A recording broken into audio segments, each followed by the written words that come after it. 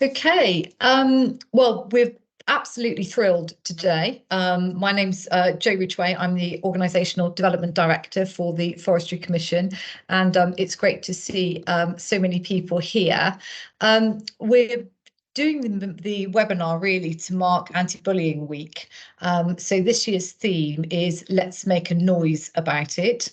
And let's make a noise about bullying, which is about speaking up against bullying. It's about seeking help when needed and being really proactive in creating a safer working environment.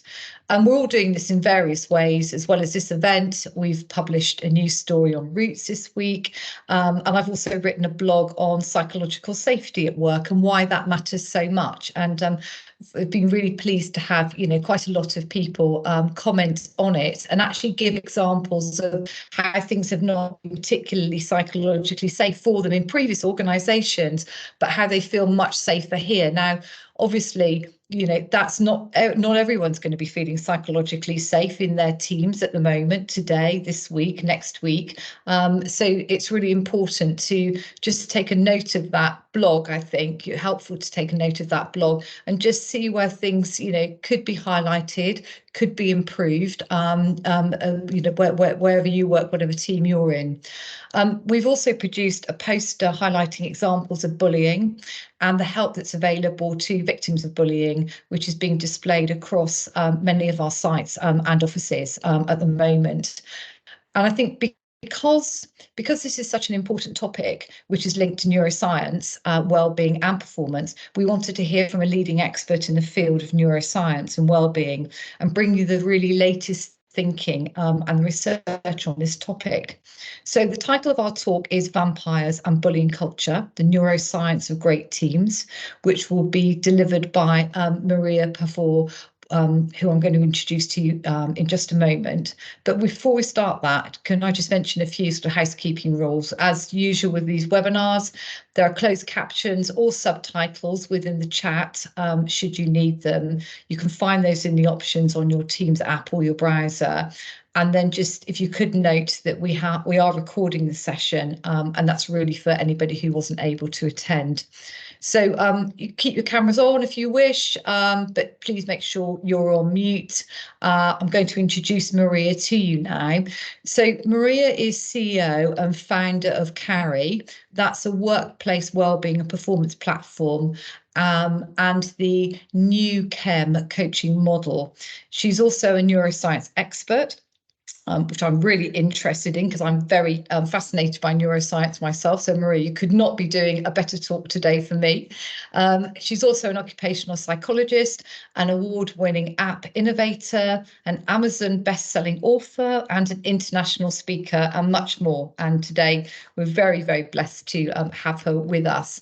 So in this talk, Maria is going to cover how bullying behaviour can manifest in organisations and in teams as a result of the brain's response to the environment, understanding our own fragility and its role in unwittingly creating a bullying culture, and thirdly, how to transform our teams into high performers with a really positive well-being. So without further ado, I'm going to pass over to Maria. Maria is going to speak to us for about 40 minutes, and then we'll take any questions. If you've got any questions during the chat, if you wouldn't mind not interrupting, but if you can just sort of put them in the chat box, Wally and I will have a look at the chat box, and also just remember them for later as well. So I'll pass over to Maria now. I think we're nicely on time at 12:05. Anyone who knows me will say, that's a miracle. So I'll pass over to you, Maria, and we're going to really enjoy the talk. Thank you. Thank you very much, Jo, for that lovely welcome. And I'm going to start presenting as well, because I've got some slides. So I'm going to put myself onto present mode. So hopefully you can all see my slides, fingers crossed. So as Jo very eloquently described all about me, so I don't feel I need to say very much about me because Jo said it all so beautifully. And this is what we're looking at: vampires and the bullying culture. And Jo also went through my learning outcomes, so thank you very much, Jo. It's on the slide deck if you want to look at it later. But yes, this is what we're going to look at. So let's get cracking right in and say, okay, how can a bullying behaviour manifests itself in organisations and teams. So I'm going to get stuck in with talking about this first of all. And I'm going to, by the way, just get you all a little bit interactive in this. So, you know, if they didn't tell you this was an interactive, then I'm telling you now. So I am going to get you to do a few things, but I want to start off just by kind of getting clarity in what do we mean by bullying culture in terms of the neuroscience and psychology of the workplace, and how do we end up with a bullying culture when we're all such nice people, right? We're all nice. So how does it happen? What are the things that cause people to act in ways that we might consider bullying? How can I sometimes end up being a bullying person without even realizing or without even deliberately meaning to? So what we're going to be looking at here is how we actually respond when work feels scary. And what is scary for people? What does that mean for different people? And the importance of how helping individuals actually individually isn't necessarily going to change your culture. It's what I call the lion's den philosophy. In other words, I can feel fine when I'm talking to my coach or my counsellor or my manager or my team member.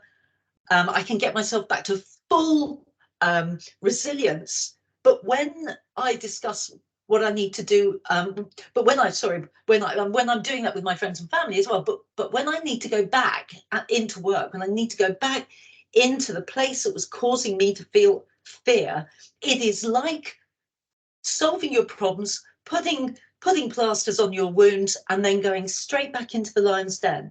So the problem cannot be solved by supporting individuals. We have to look at the problem that is being caused by the entire culture. Now, I do quite a lot of work on culture, and I'm going to show you a little bit around the culture because the neuroscience of culture is a really big deal for me. So I'm going to show you a little bit of information that we've developed by the research that we've been doing to give you an idea of what are cultures generally like for organisations. And I'm going to give you a bit of an understanding as well about what each of those are. So basically what I'm saying here is a bullying culture is not the responsibility of one person. It is not about someone we can say that person is a bully, because the people called bullies sometimes are not the actual bullies. And a bullying culture is the responsibility of everyone. Senior leadership's role being obviously paramount in that too. So let's have a look at what cultures can look like. Now, this little chart gives you a neuroscience-based culture analysis. So what we look at here is do we look at brain performance? How well are people's brains actually performing in an environment? And we also look at their levels of well-being, and we can plot against those two what kind of culture we have. Now we know, I've got a little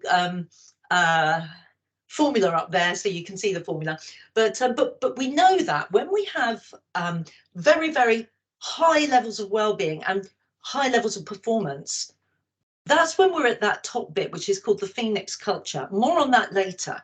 But let's have a look at where people are at the moment right now. And that funny little dot is where the majority, this is the benchmark of where the majority of organisations sit in terms of culture. And they sit into the cultural type, which we call vampire culture. And I will explain what I mean by that.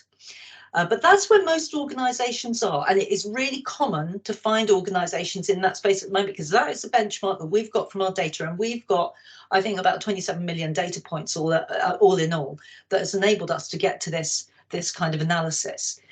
So what is a vampire culture? So in simple terms, a vampire culture is when you get very high levels of performance often, but low levels of well-being. Something I will caveat that with, though, is when we talk about high levels of performance, we don't necessarily mean the organisation is doing really well. What we mean is there is a lot of action and activity going on, and it isn't always doing exactly what we want.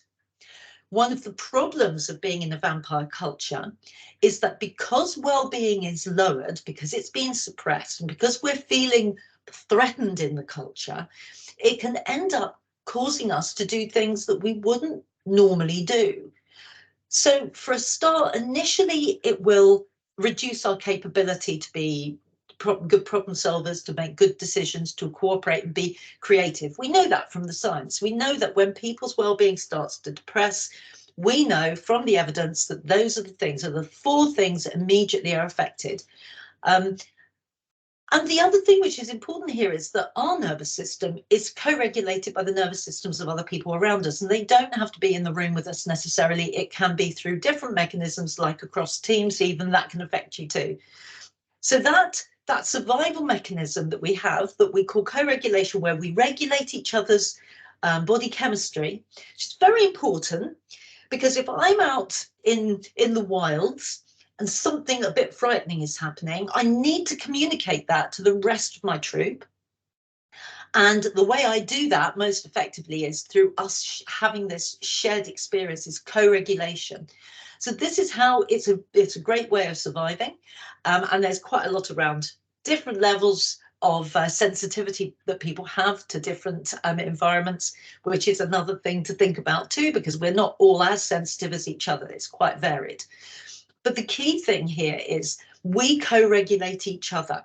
So if we are in a vampire culture, we co-regulate vampirism, as I like to call it. And what that means is that when you're in a vampire culture, you do what you need to do to make sure you are kept safe. And that very often means we do things we would never normally do. So if somebody says to you, hey, you are putting this down on your expenses, aren't you? Well, I wasn't going to put it down on my expenses. We're all putting it down on our expenses. If you don't put it down on your expenses, we're all going to get in trouble here. Oh, I better put it down on my expenses. It's little things like that that's what the corruptor vampire does, by the way. Little things like that that start to undermine an ethical work culture. Just the small things that start to create a bigger impact. And that is an example of vampirism in the workplace. There are lots of other examples. It doesn't have to be like that. It can also be a very needy person that wants you to help them all the time. Now, we don't think of needy people being bullying people, but actually it is part of a bullying culture, because that sort of behaviour where you're asking people to support you and you're taking advantage of that can often lead to what I call the off with your head, the Queen of Hearts syndrome, which is if you stop supporting that person, they can become quite passive aggressive. So there are lots of different ways in which we can, within this kind of vampire culture, behave in ways that can lead to what we think of as a bullying culture. It doesn't necessarily have to be your typical intimidating kind of a vampire. It doesn't have to be your typical kind of interfering, which is another one, type of vampire, but it can be, or corrupting or cheating, but it can also be the very charismatic people that draw you along into things that you probably didn't really want to do. Or it can be the people that guilt trip you into doing things that maybe wasn't what you really wanted to do. So when you're thinking about what creates a bullying culture, we actually need to look at it in terms of a broader set of behaviours, which I like to call vampire behaviour. So that all of those behaviours, I've identified 6 of them, but those behaviours that cause either controlling or manipulation of other people, rather than open, honest discourse, discussion, disagreement, and an ability to be vulnerable about the truth and things like that, telling the truth, putting your hand up, saying I don't know, or I need to learn, or whatever. So that's what happens in a vampire culture. Now, with a vampire culture, as I say, performance is quite high, but well-being is lowered. If that continues, you end up in a zombie culture. So a zombie culture is where you have low well-being and low performance. And that can happen in little parts of the organisation. So it doesn't have to be overall, it can be in little sort of small enclaves, but it also can happen to a whole organisation. And it's one of the things that we see in the NHS, where you get these little enclaves of behaviours which you think, well, how on earth did that happen? How did that terrible thing happen in that department? And it's often because people have moved into what we call zombie culture, or what that is literally your brains start to shut down.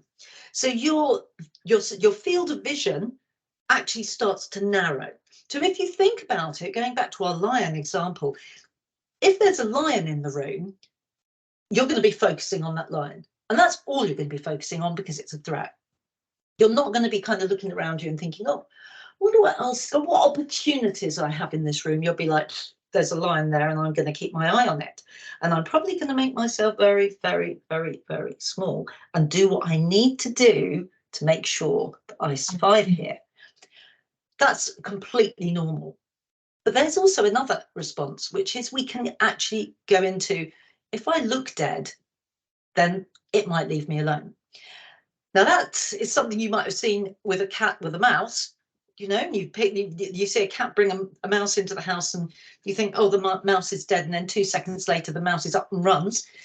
That is a kind of shutdown response that enables the mouse to either have a painless death or to be able to escape sometimes. And that can sometimes work. Actually, we can have similar experiences sometimes where we can have this flop and what we call it is a duvet day, right? So I literally can't get out from under the duvet. We need to look at this very seriously because when people do have these duvet days, it's usually because they really feel like they just can't get out of bed. Now, that's what happens when our well-being gets so lowered that now, not only do we have poor well-being, but our brain is now really not performing well at all. So, my chart's not quite right. I just noticed. Doesn't look quite right. But anyway, the zombie should be the bottom corner. I can't believe I didn't notice that. The zombie should be the bottom corner, you know, the bottom square, and the top bottom square, if you like, on the square. I'll correct that. So that's a little bit confusing. So sorry about that. I've got a pen, actually. I can draw on it. That's where it should be. I cannot believe that I missed that. That's your vampire, and that is your zombie. Anyway, I've managed to correct it on the run. Angel culture is another one we actually have to be a little bit mindful of because angel culture sounds lovely. You know, we're all on our cloud, we're playing our harps, but the problem with angel culture is that it's got very, very low performance, and actually it can end up becoming vampire culture, believe it or not, because we need to have that sense of purpose and drive. And this is why Phoenix culture is the direction that you want to be going in. Because in Phoenix culture, this is about having those moments when we're really driven and we're moving, and then having moments when we can calm down. We do not want to be sitting mindfully on our desks all day in an angel culture. It's not helpful to the organization because it's low performance. It's not helpful to us because we don't get the joy of performing. So let me just give you a very quick whistle stop of what we call the river of life, because this shows you how the different culture types impact on individuals, and it helps you, I hope, to understand how this can lead to different behaviours in the workplace. And do it very quickly. So when we are at our best, well-being wise, it's like we're crossing our river of life on a bridge. It's as though we can rise above our challenges, we can see them underneath us, and we get across the bridge and it's fine. But if we slip off the bridge and we're up to our knees, it feels like wading through water. And when we're in that space, we're surviving, but we're not thriving. And it's difficult. If we go downstream further, we feel like we're struggling to keep our head above water. At that point, you might still look like all of my people on the front here. You might still just look like you are fine. But behind the scenes, you're trying to keep your head above water. And if you go even further down, you might actually feel like you're going under. Now, the problem with all of these different areas of well-being is that you don't know where people are at, because most people at work are putting on a brave face. But our brains are differently affected at different points. When we are thriving, we're really good at engaging socially, and we're getting on with our work, and we're being purposeful and being focused, and we can adjust our body chemistry to suit the work that we need to do. When we're surviving and up to our knees, actually, it's a really good time for us to connect with other people, because when we connect with other people, it changes that experience by giving us a boost of oxytocin. It changes that experience from being threatening and making us feel like we're having to do the fight and flight thing. And it changes it into a sense of feeling more courageous, because as soon as we're making eye contact, as soon as we're connecting, you don't have to make eye contact. It isn't essential, but for a lot of people, it works. As soon as we're connecting, what happens is we start having, I'll do this through the medium of dance, rather than having constricted blood vessels, our blood vessels open up. Rather than having high blood pressure, we lower our blood pressure, but we still have all of that activity and that action going on at the same time. So that's great. We can really make a difference by getting together. But once we're up to our necks, we really don't care about anybody else. We only care about keeping our head above water. And when we're in crisis, we basically need somebody to pull us out the water. So just to give you an idea of what it feels like to be in different environments, or to be under, in a state of threat in different environments. To my environment, I might be thriving in, but for somebody else, they might be up to their knees and somebody else might be in crisis. And you can't tell necessarily from looking at their faces what is going on behind the scenes. So when we're feeling like we're on that bridge and we're functioning at our best, if you get your hand and you put it on your forehead there and you feel how nice and warm that part of your forehead is, that is the bit just where you can see here, which is known as the prefrontal cortex. And this is the part of our brain that does a lot of the regulation, a lot of the executive function. It does a lot of memory. It stores our memory, it stores short-term memory, it stores a longer-term episodic memory. It helps us really to do the stuff which we have to really think about, and the stuff that we're doing at work, a lot of the time we're using this. And if that part of your brain is, if your head's feeling really warm, it's probably because that part of your brain's working really hard. It uses loads of energy. It uses about 8 times as much energy as any other organ of the body, just that part of your brain. It's a very, very busy part in us human animals. What happens when we're feeling disconnected is that part of the brain starts to shut down. You might have heard of the amygdala hijack. A lot of people talk about that. I don't talk about that very much, but our amygdala is a little tiny almond shape with 2 little almond shaped pieces of brain right in the middle there, as you can see. And that bit is noticing intensity, anything intense, something positive and intense. One amygdala is more likely to see, one of our little pair. But if something's negatively intense, then that will have precedence, because anything negative we are much more tuned into. Anything threatening is a higher priority for us than anything rewarding, because obviously something threatening could kill us. So we've got to stay alive. So survival is number one. So when we get to a point where we feel threatened by the environment and we maybe are feeling disconnected, and that is a key thing, our brain starts physically closing down. And this is where what I call our little vampire programming takes over. So it's my nice way of talking about it, if you like. And this is really an unconscious response. And it's not a bad one, but it is a survival mechanism. And this happens when this sort of thing happens, when this little vampire comes up. That's actually a fruit bat, not a vampire bat. So and also you don't actually have, as it says, not technically accurate, actually have a vampire in your brain. Just thought I'd mention it. But it's a little bit like the way that we act is a little bit like taking a sledgehammer to crack a nut. Okay, because we're using really old programming, what you may call your default mode network, if you've heard of that term before. I just call it your little vampire network because I think that's easier. So when we're under stress, we revert to really, really old coding, and it's the coding that has been our survival coding. And that isn't necessarily helpful because it doesn't help us to create connectedness. But what it does do is it helps us to survive. It is really, in a way, the way to think about it is it's like our inner child, and what it wants is to be connected and to be loved. It is seeking connection. So, and we all have one, okay? So the little vampire runs on autopilot. It's a survival instinct, and it has to be therefore instinctive in its behavior. And all it really is looking for is connection. Okay, so the things that we need to be thinking about is, if we're going to enable these little vampires to be satisfied and go back into their little curled up space, we need to really be thinking about exercising compassion.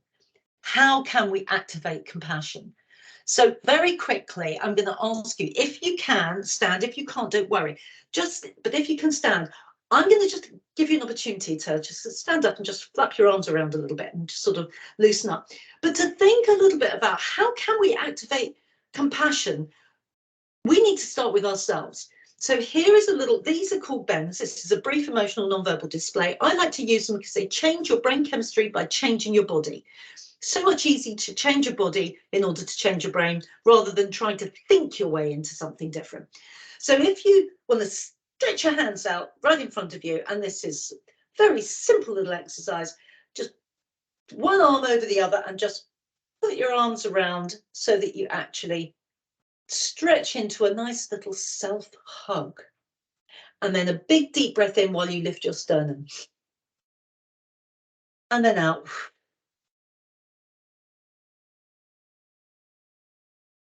Another one. And then another thing you can do is you just loosen out. You can do it the other way around, the other arm on top.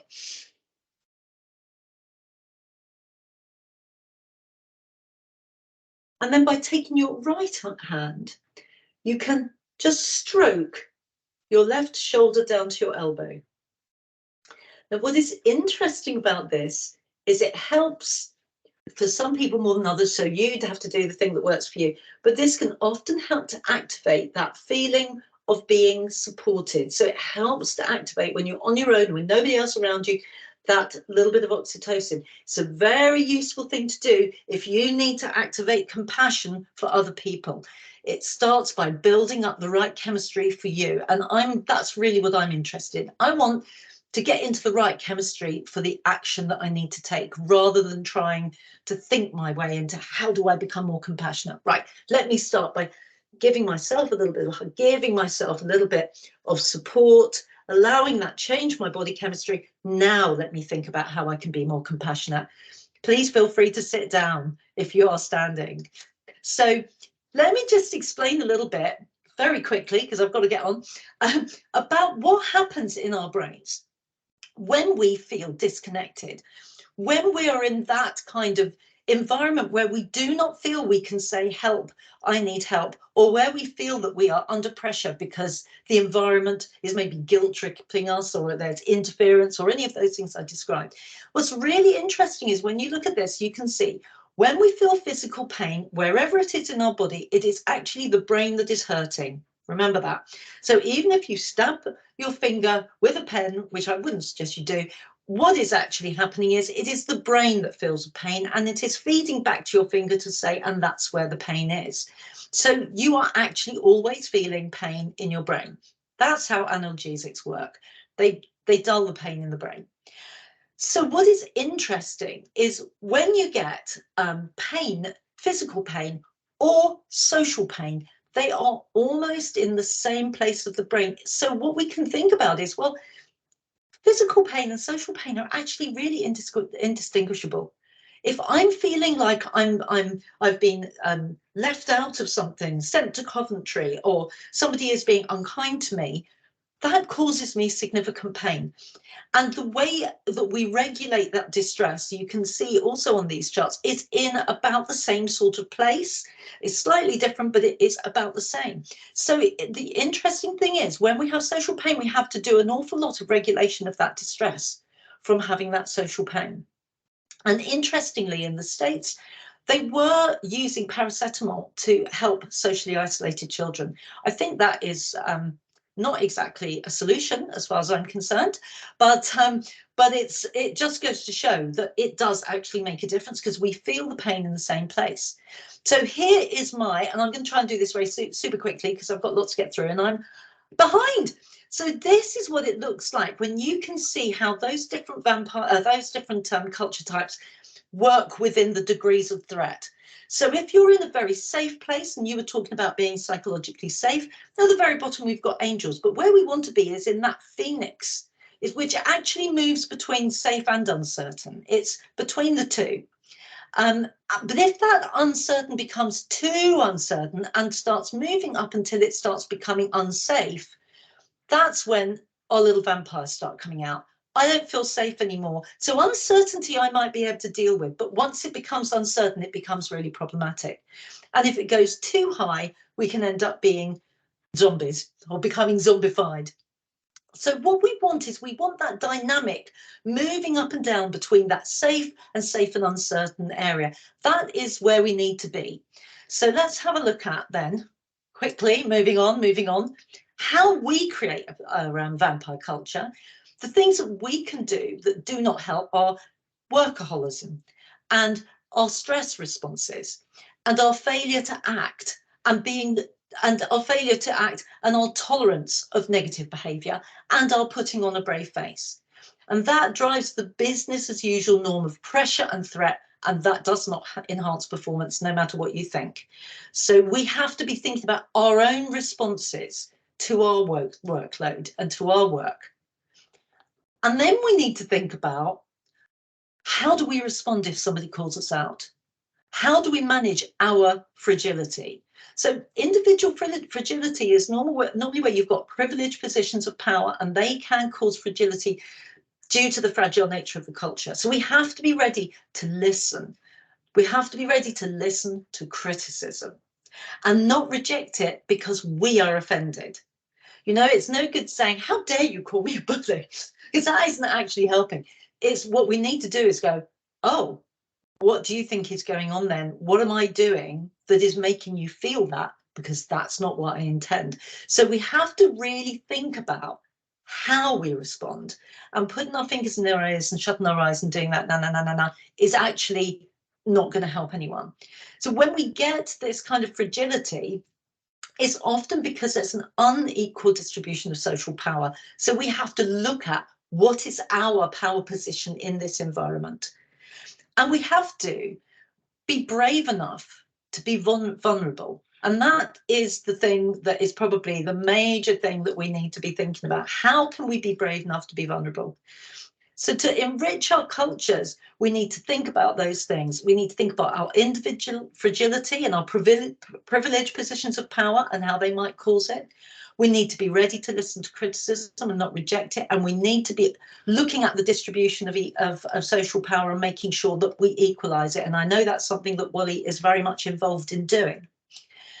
So how can we drive this vampire and ultimately zombie culture? These are the things that can happen that we need to be mindful of. Error intolerance, the illusion of perfection. When we have that, we start creating what we call psychopathic fictions. You get deceitfulness and manipulation. And as a result of that, you narrow your field of view and you start losing your empathy.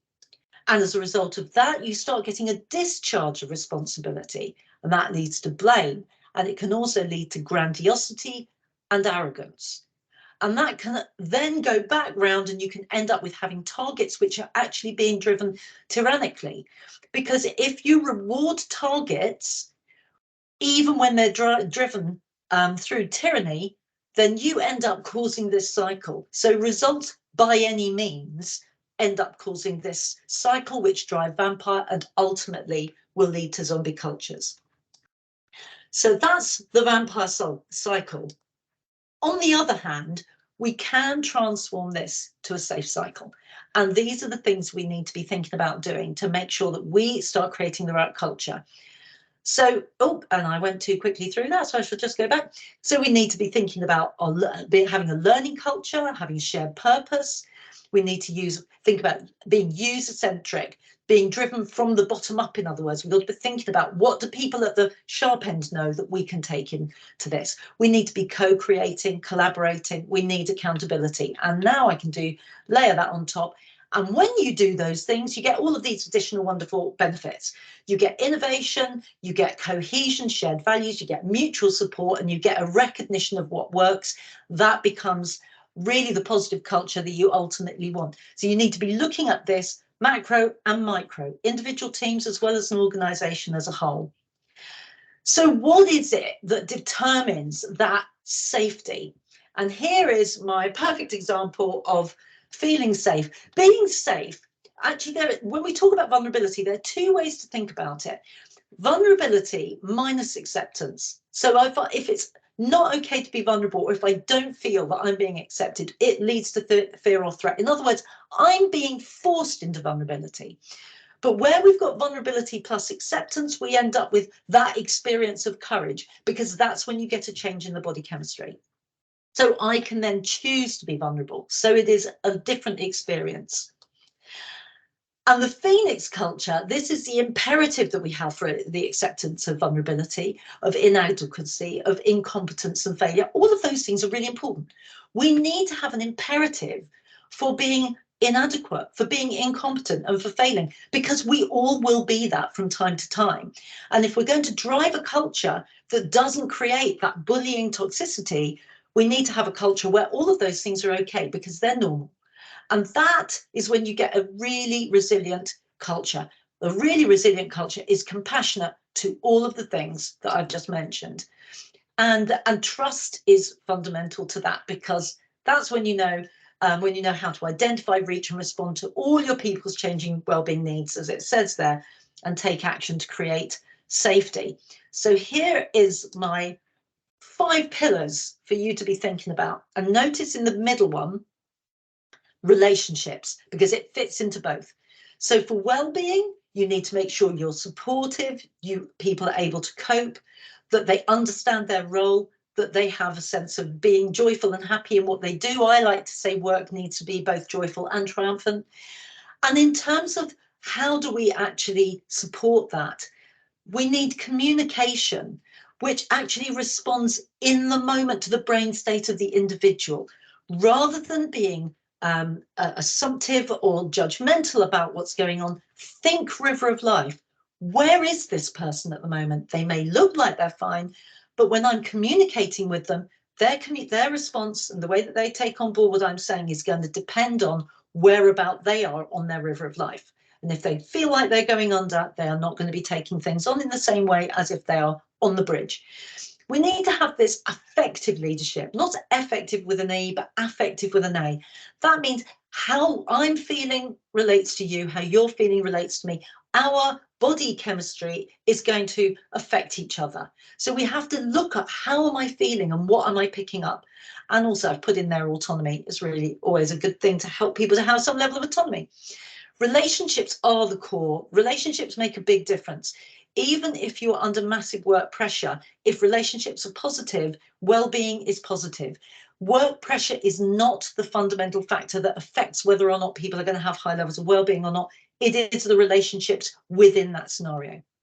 And finally, ownership and trust. And these are things to think about. Ownership isn't about money necessarily. Think about different ways in which people can feel part of what they're doing. So that's a little quick whistle stop around my carrot insights.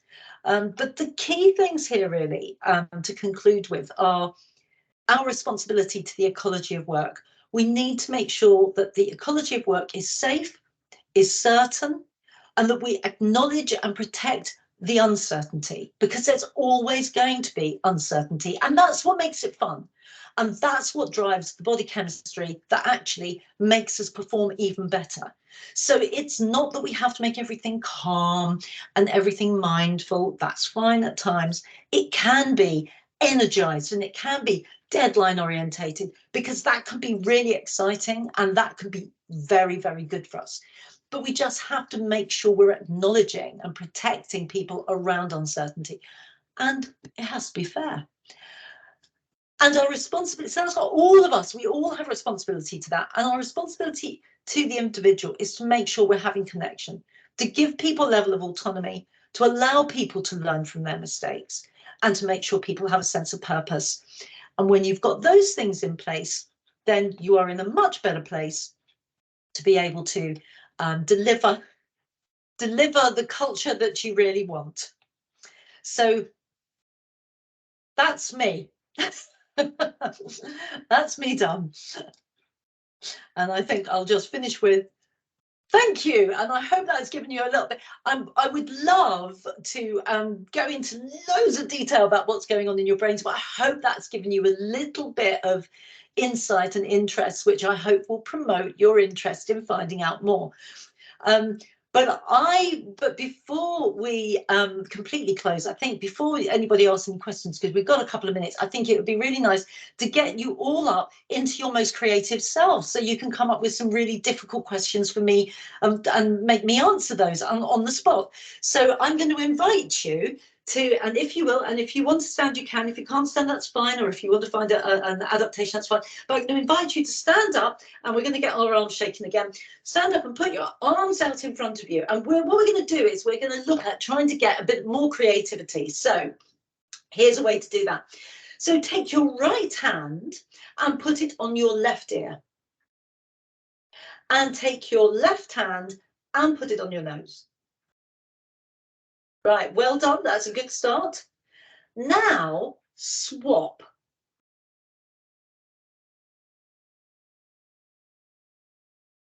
If you managed that, well done. Now swap again. And now stretch and swap.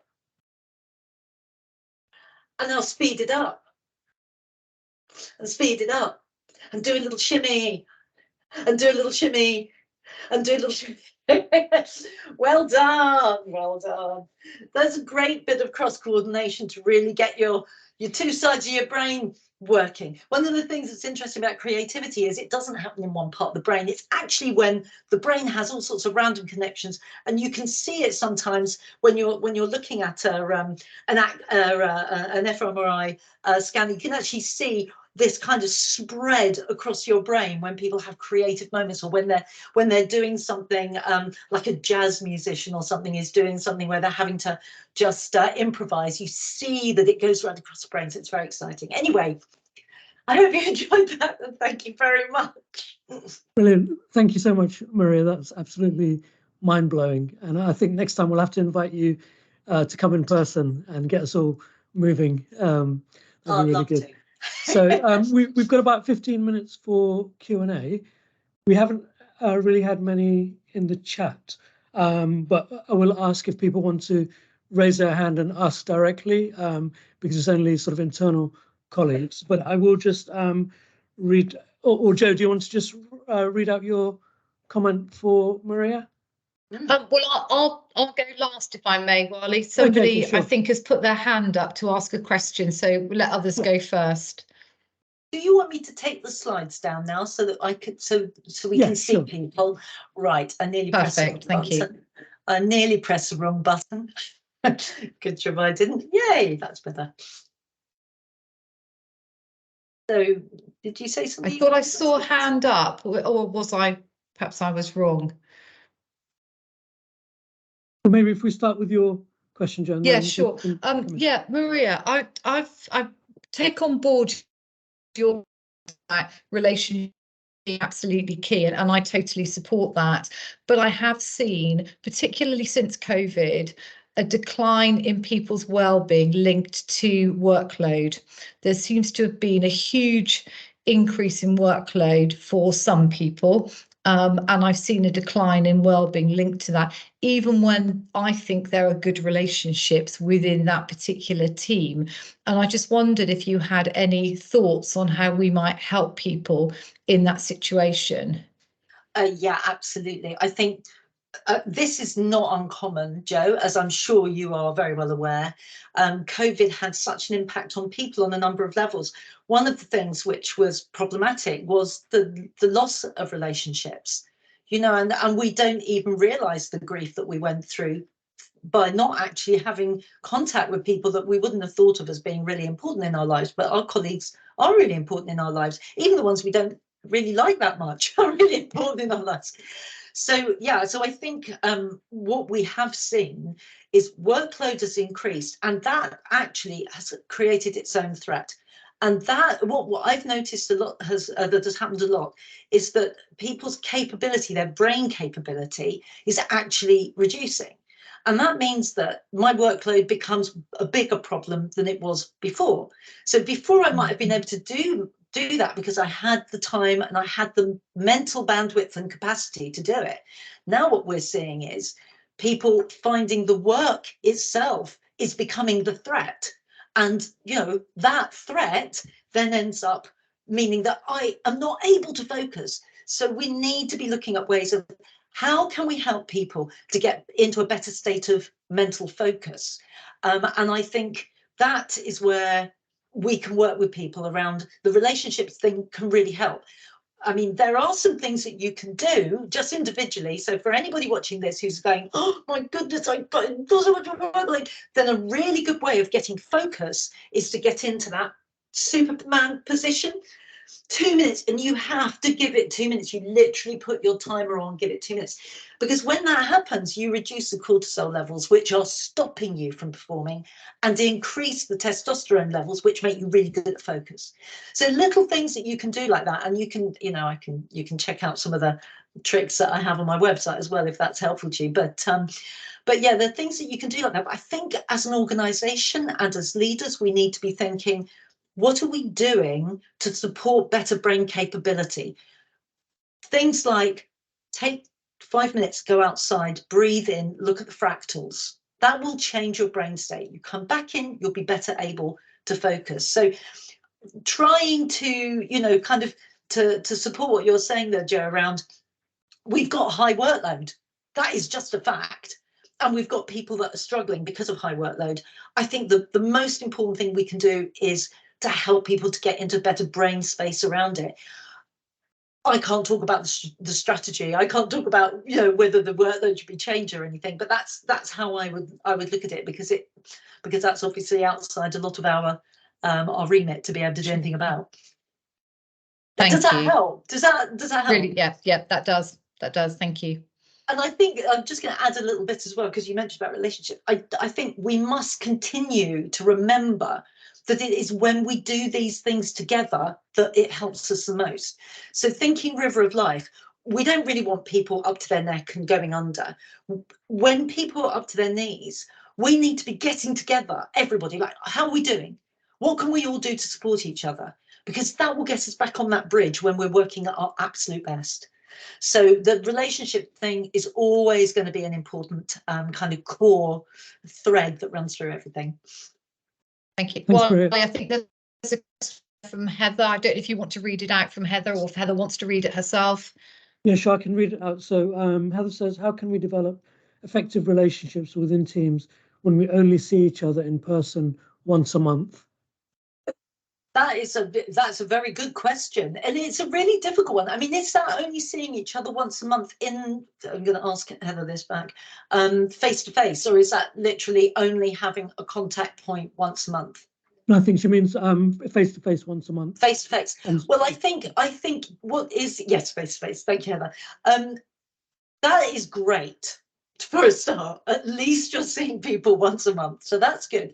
And I think the other thing that I would suggest, and it's not really a massive thing, you know, it doesn't take a huge brain to come up with this, is try and have more like short little updates, you know, even if it's just like a 10-minute stand-up or something, you know, all the team's hands in one room, 10 minutes, how's everybody doing? And I think that is so important. That 10 minutes is a good investment. And actually, you'll talk about work. You will talk about work, and you'll find things that oh, you're doing that. I didn't know you were doing that. Actually, that could be really helpful to me. That kind of thing, as we all know, happens all the time. So I would say it's great that you're having face-to-face once a month. But yes, definitely see if you can add a little bit more. Face time is a really important thing for us all, for all of us humans. So see if you can do a bit more, Heather. Thanks, Maria. I've got another question that's coming to me separately, which is I wanted to ask what strategies might we use when we're experiencing vampires or lions at work? How do we build relationships if we experience this? I guess that may be a whole different workshop. Apologies if this has been covered. I've been out in the forest with poor signal. No, it's a very, very good question. What do I do when I am feeling like I'm being vampirized? This is a really interesting thing, actually, because when we experience vampirism, if you think about the stories of vampires, and you know, these stories often, they've got a really good metaphorical base to them because they resonate with us. When a vampire attacks a person, sucks their blood, what happens to them? They become a vampire. And that's what often happens to us. We become vampirized, and then we feel like we have this energy deficit from that. And so then we end up looking for somebody that we can go and, oh, I've just had this terrible experience. And then we end up, even without meaning to, vampirizing somebody else. So the first thing is, if you notice that this is going on with you, the first thing is to be kind to you and not to go straight into, I must go and do something about it, I must go and tell somebody about it. Just give yourself a moment to notice what's going on. A lot of the time, when we experience this, we don't even realize in the moment that we're experiencing it. And I often say, if you wake up in the middle of the night thinking, gosh, that conversation I had, that wasn't right, it's because you've probably been vampirized. And that's why vampires have a reputation for coming out at night, because they kind of wake you up in the night. You think, oh, hang on a minute, I said I'd do that, but I'm not so sure I want to do that. So the first thing I would say is be really good at getting aware, really get your awareness up. And I always say, try and live your life in the sunshine. The more you talk about what is good and what is positive and what is working, the better. If you go into the house of horrors and you talk about what is bad and what is negative and what is dragging us all down, you'll end up being dragged down. So I'm trying to come up with simple things that you can apply very simply. But you're absolutely right. It is a huge topic. But for some simple takeaways, think about being compassionate to yourself. Find people who are also compassionate and work with those. Don't try to offload the misery you feel onto someone else. Think productively. How can I use this? How can I be good to me? How can I recognize this is going on? And most important of all, when I see this, am I seeing somebody's little vampire? Because it's a little vampire. It's a child. You know what it's like. You see people throwing their toys out their pram. We use that expression, don't we? Having a tantrum, tears and tantrums.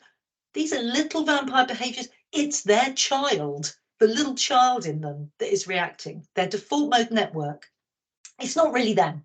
It's the bit of them that is the survival instinct bit. So it helps to be able to stand back from what is going on for you that you're behaving like that with me. And I'm going to be really kind to me and look after me, and I don't have to go there. So that would be my kind of quick top line. I hope that's at least somewhat helpful. We've got another question from Emma, who says, what would you say is the most important thing you want us to take away from your talk, or one action we could begin to implement to improve our workplace culture? I think the most important thing, and it's a difficult one really, the most important thing is to really come home to our vulnerability, to own our vulnerability and to be okay with it. Because it is okay to be vulnerable. You are not weak, you are brave. If you can say, I am afraid, that is the bravest thing you can do.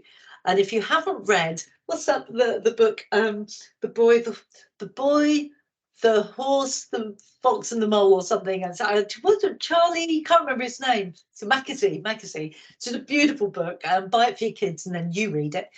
That's how it works. And I think the boy asked the horse, what's the bravest thing you've ever said? And the horse said, help. And I honestly think that is true. It is incredibly brave to be vulnerable.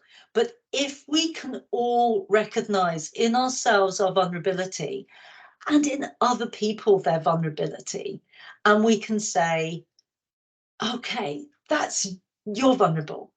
I'm not going to take that personally because I can see that is you feeling vulnerable.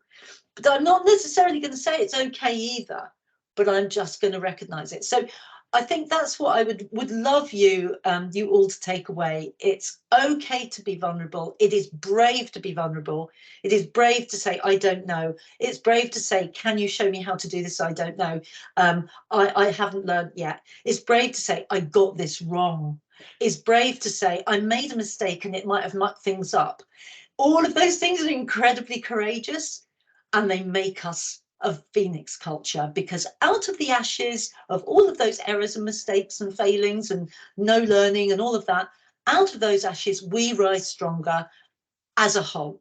because we all learn and we all benefit from it. So that's what a phoenix is really all about. So that's what I want you all to try to be phoenixes.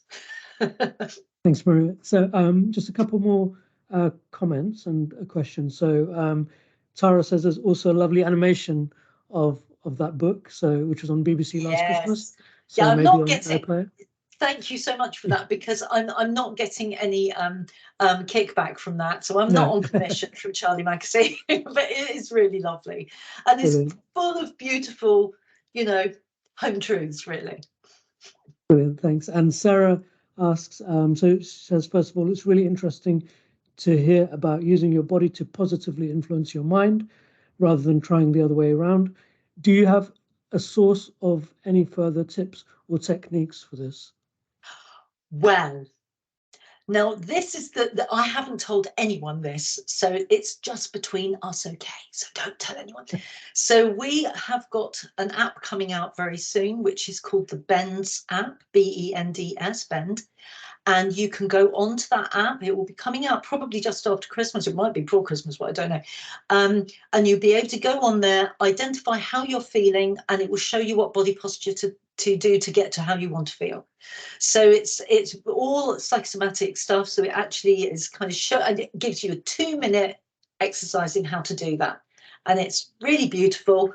BEN stands for brief, emotional, non-verbal display. So it's something you can do very briefly that we sometimes have a little bit of verbalization, but it's fundamentally non-verbal, and it's a display or a posture or a movement that you can do that will change your body chemistry. So I can give you one now, if you want one final one, if we've got enough time, to really get you into a state where you're not feeling in threat. So that might be a good one. So if you want to stand up, and if you can't, that's fine.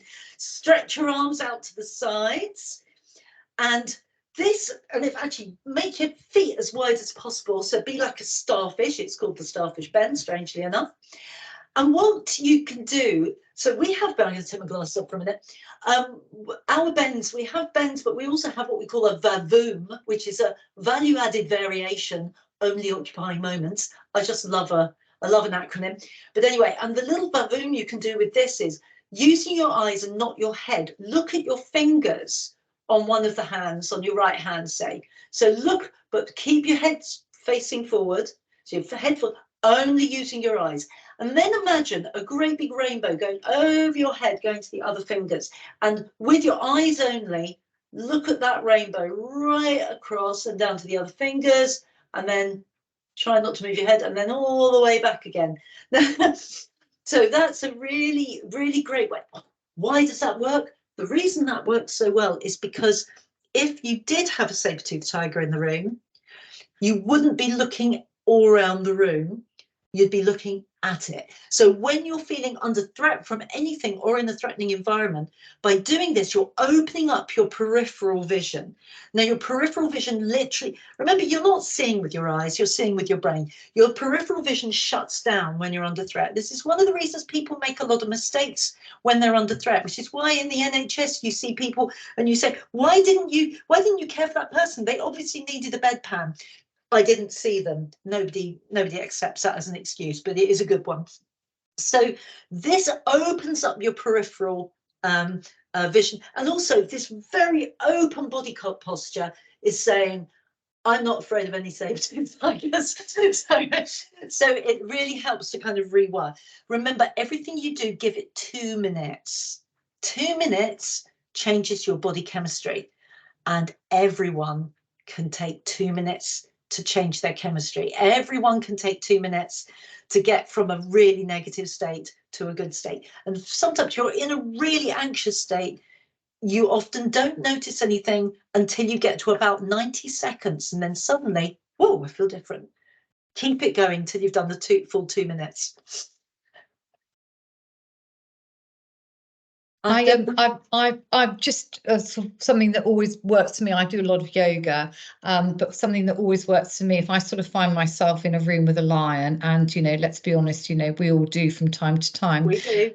Then when I'm in the room with the lion, or usually afterwards when there's a huge amount of sort of work pressure on me personally, then I would just take some time to do some breath work, because actually that's something, and getting up and moving is great as well. And I would sort of really recommend that, but actually just coming into your breath, because often when we're stressed, when we've got that lion, you know, in the room with us, we're breathing from up here instead of breathing properly from the tummy. And I think just doing a few sort of deep breaths in and out can just ground you and then help you to see things a little bit more logically, and then help you to move forward. And I think that works really well for me. I think that's excellent advice, Jo. I also am a big proponent of yoga, and I think, you know, even 10 minutes of yoga a day can make a huge difference. And what you've described there, this breathing right down, and you said the words, it can ground you, and actually that is a physical manifestation of you breathing deeply. When we start feeling spacey, it's actually kind of like a mild sense of dissociation. So our brain's going, ah. And then when you breathe, it tells your body everything's calmer, and it allows the brain just to do the job it's supposed to do and not go off a little bit. Technical talk here, obviously, go a little bit awry. So yeah, that sense of feeling grounded is a real thing. It's a real change in your body chemistry, and you're absolutely right. And it's a great thing to do. If you're in a meeting, you can't suddenly go, but you can take a nice deep breath. Nobody needs to know. Thank you. Anything else? Thank you.